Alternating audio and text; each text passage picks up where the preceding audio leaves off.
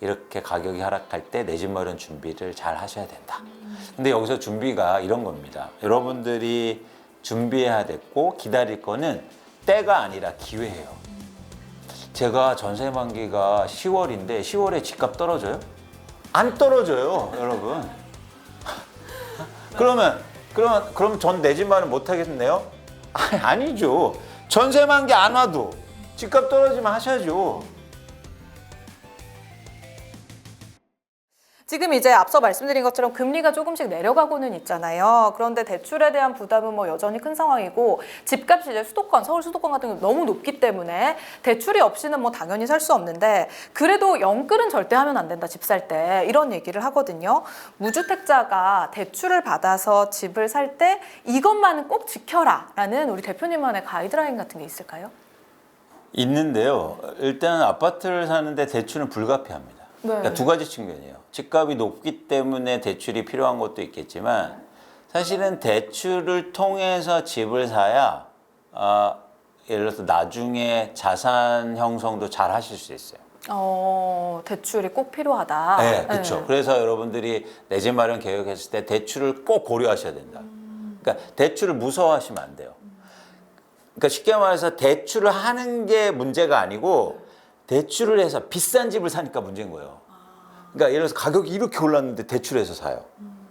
그게 문제인 거예요. 근데 가격이 엄청 떨어지고 이제 오를 일밖에 없는데 거기서 대출을 일으켜 산 게 뭐가 문제입니까? 그러니까 여러분들이 대출을 자체를 두려워하지 마시고 대출을 잘 이용하실 생각을 하시라. 네. 어떻게 그럼 이제 이용을 어떻게 하면 이용하느냐? 그러니까 평균적으로 제가 말씀드리면 자기 자산의 가장 안전한 수준은 40%를 대출하는 거예요. 그러니까 예를 들어서 순자산이에요.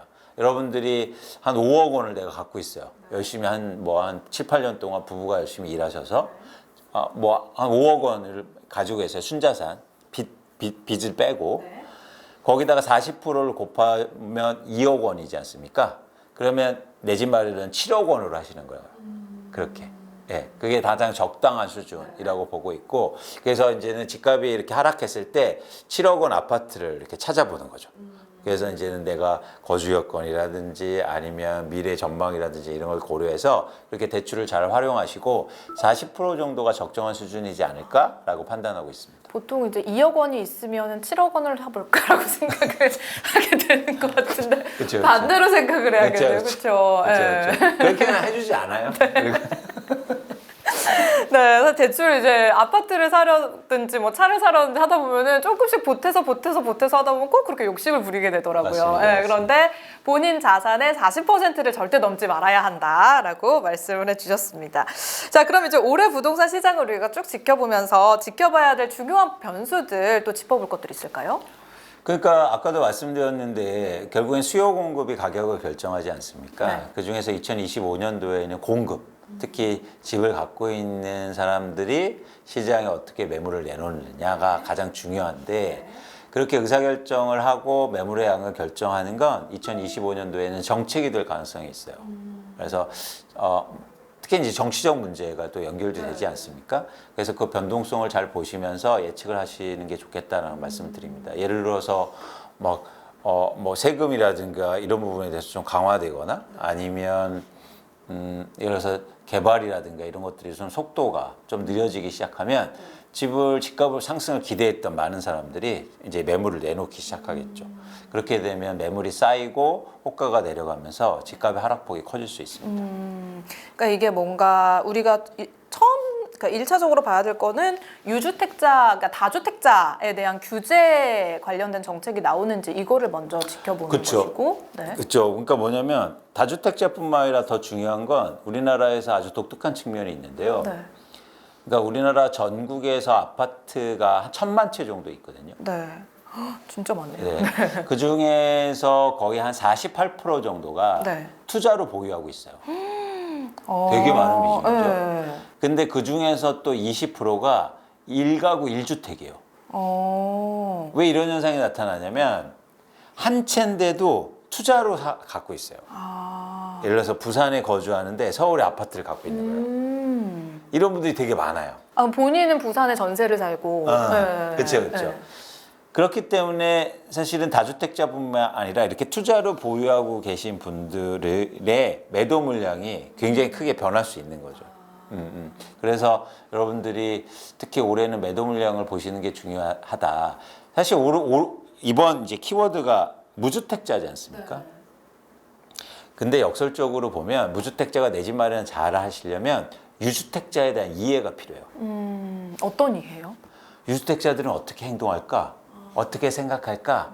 그러니까 나만 생각하지 마시고 지금까지 이제 내 계획을 세우고 뭐 무주택자들은 어떻게 해야 되냐 이거에 고민이 있다면 그 상대방이 있지 않습니까?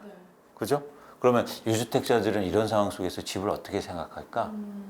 경기가 안 좋다고 하고 그다음에 뭐 집값이 많이 오를 것 같지 않다면 내가 서울에 강남에 아파트를 한 채 들고 있다면 투자로 그러면 이 사람들은 어떻게 행동할까?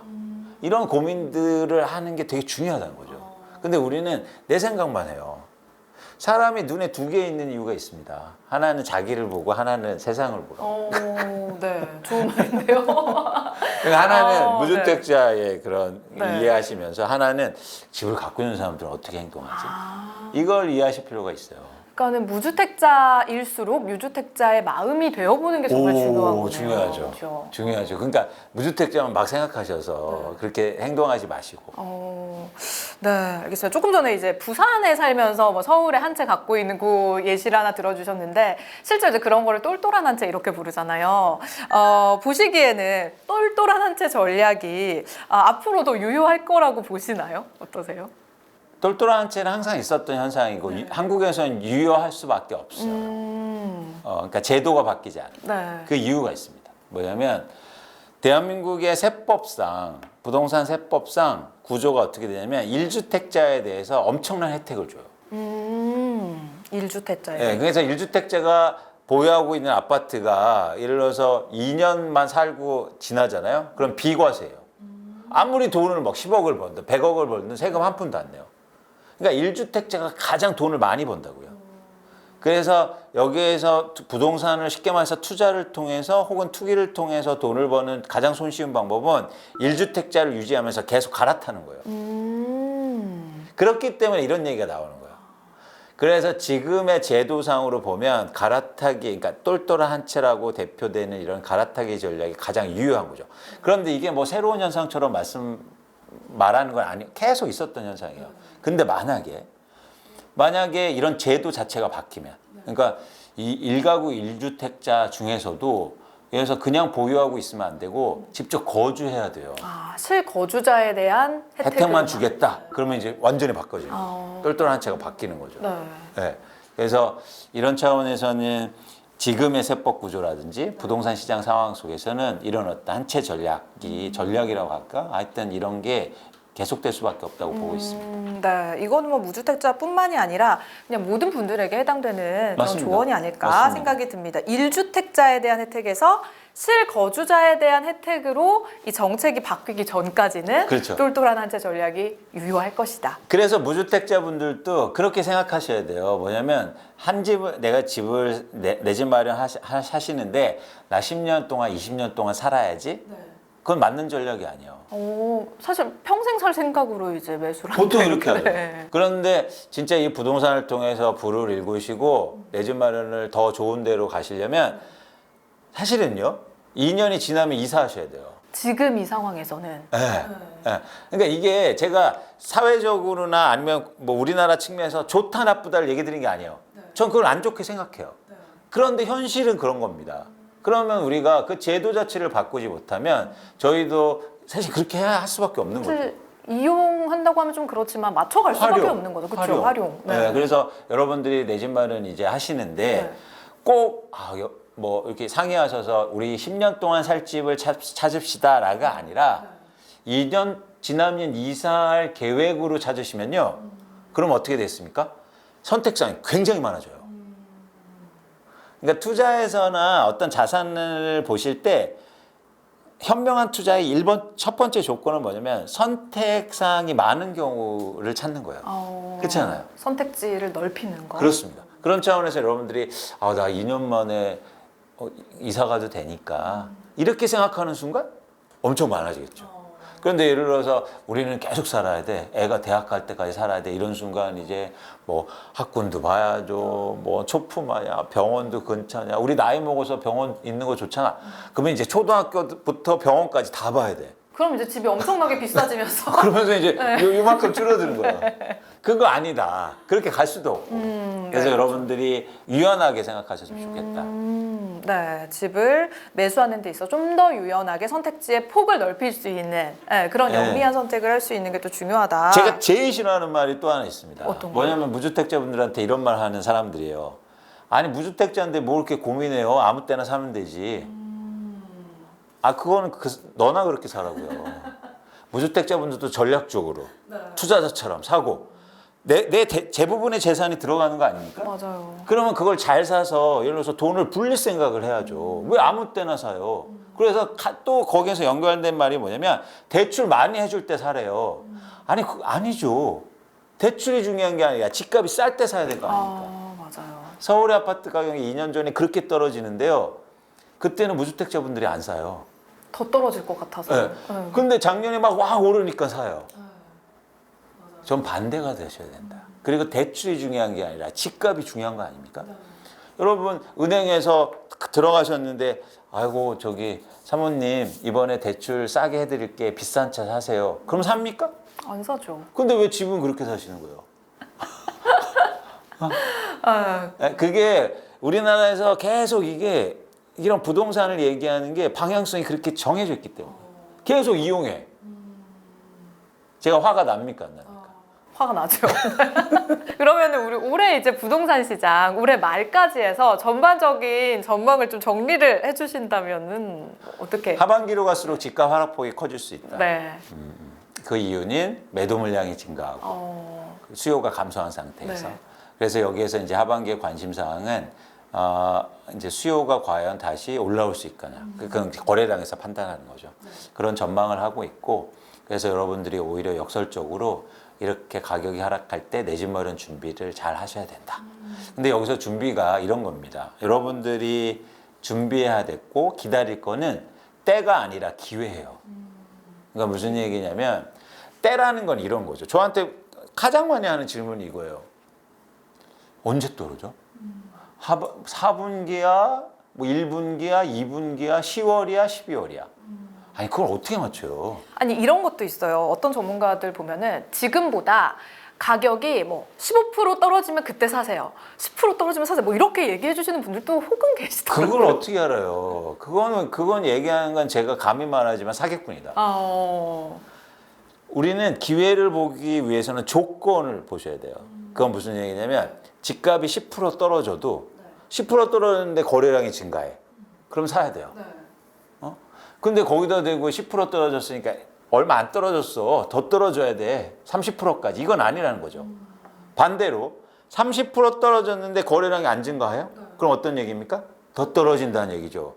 그래서 여러분들이 이런 조건에 익숙하셨으면 좋겠다. 기회를 잡으시려면. 네. 가격이 아니라 조건을 봐라. 그렇죠. 네. 그러니까 그런 절대 수준이 아니라 네. 뭐 시점이나 말씀하신 것처럼 가격 하락의 절대 수준이 아니라 변화의 흐름을 잘 읽으시고 그래서 그런 조건을 보시라는 거예요. 그래서 근데 그 조건은요 여러분의 조건이 아니에요. 무슨 얘기냐면 시장의 조건. 그렇죠. 네. 무슨 얘기냐면 또 저한테 이런 질문을 하세요. 제가 전세 만기가 10월인데 10월에 집값 떨어져요? 안 떨어져요, 여러분. 그럼 전 내 집 마련 못 하겠네요? 아니죠. 전세 만기 안 와도 집값 떨어지면 하셔야죠. 지금 집값이 막 1, 2억씩 떨어졌는데 여러분 중개수수료 내고 이사비 들어간다고 할 때 그게 아까운 겁니까? 아니잖아요. 그래서 그 시장의 조건을 내 조건에 제발 맞추지 마시라. 근데 너무 무주택자분들이 이런 질문을 너무 많이 하셔서 제가 너무 화가 나요. 자꾸 전세 만기가 2월인데요. 2월엔 집값 떨어져요? 안 떨어져요, 여러분. 여러분 그래서 3월에 새 계약 하잖아요? 그럼 3월에 떨어진다? 그럼 어떻게 하실 거예요? 그래도 사야 될 거 아닙니까? 나와야죠. 네. 그래야 될 거 아닙니까? 내 조건이 아니라 시장의 조건에 따라서 움직여야 된다. 그렇습니다. 네. 그러니까 어렵죠. 어렵죠. 그런데 여러분 이거는 이런 용기가 좀 필요하다 집 사는 건 굉장히 중요하단 말이야. 잘못 막 빚을 내서 잘못 사고 대출을 일으켜서 잘못 사면요 평생 그 짐이 되고 그렇죠. 회복이 안 될 수도 있어요. 근데 반대로 내 집 마련을 너무 잘하잖아요. 그럼 이제는 모든 게 잘 돌아가는 거예요. 일도 즐거워요. 회사 가는 게. 집에 가는 게 즐거워. 차가 막혀도. 그렇죠. 집값 오르는데 차 막히는 거 즐거워요? 안 즐거워요? 답답하죠. 그러니까 여러분들이 무주택자 입장에서는. 여러분들이 내 집 마련을 현명하게 잘 하셨으면 좋겠다. 그런 기회가 오고 있다. 그래서 희망을 가지시고 막연한 희망이 아니라 잘 계획을 세우셨으면 좋겠습니다. 네, 그래서 오늘 이제 무주택자를 위한 정말 꿀팁들을 대방출을 해주셨는데 마지막으로 내 집 마련을 준비하고 있는 무주택자들에게 가장 현실적인 조언 한마디 해주신다면 어떤 걸까요? 그러니까 이렇게 시장이 변화할 때 내 집 마련을 꼭 하시라. 네. 근데 꼭 하시려면요, 이제 일단 기다려야 되는 과정이잖아요. 그러니까 기다림이 예를 들어서 기다릴 때는 두 가지 감정이 생겨요. 네. 하나는 불안, 그죠? 야 이러다가 집값 오르는 거 아니야? 맞아요. 기다리고 있는데 두 번째는 기대요. 기대. 네. 기다리는 게 기대되죠. 근데 여러분들이 이 불안을 가지시지 마시고 기대를 가지셨으면 좋겠다. 근데 이 불안과 기대를 구분하는 가장 큰 기준이 뭔지 아세요? 그거는 구체적인 계획이에요. 계획이 없으면 미래가 불안해요. 집값 오르면 어떡해? 이러다가 또 집값 오르는 거 아니야? 구체적인 계획이 없기 때문이에요. 근데 계획이 있으면요, 기다리는 시간이 너무 기대가 돼요. 우리가 연애할 때도 무작정 기다리는 것보다 약속 시간이 있으면 기다리는 시간이 즐겁지 않습니까? 네. 그런 여러분 구체적인 계획을 세우셨으면 좋겠다. 라는 말씀을 꼭 드립니다. 네, 그렇습니다. 오늘 우리가 이제 앞으로 내 집 마련에 대한 계획을 세우는데 키가 될 이야기들 오늘 많이 대표님이 해주셨으니까 오늘부로 우리의 불안감이 기대로 이제 바뀌기를 좋습니다. 저희가 소망하면서 오늘 방송은 여기서 마무리해보도록 하겠습니다. 자, 지금까지 광순회 복덕방 이광수 대표님과 함께했습니다. 대표님 오늘 말씀 고맙습니다. 고맙습니다.